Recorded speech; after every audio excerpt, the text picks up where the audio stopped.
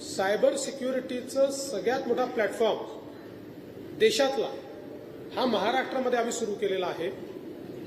ज्याच्यावर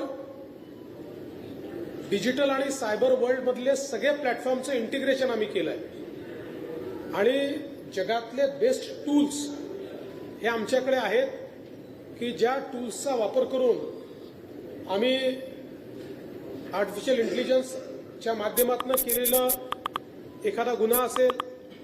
किंवा वेगवेगळ्या प्रकारचे सायबर गुन्हे असतील हे वेगाने उघडकीस आणू शकतो, याची सुरुवात आम्ही केली आहे। जसं आपण सांगितलं की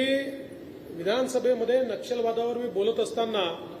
नक्षलवादी कसे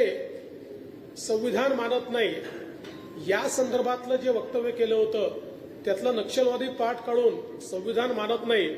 एवढाच पाठ काही लोकांनी टाकला, पण त्यांना माहिती नाही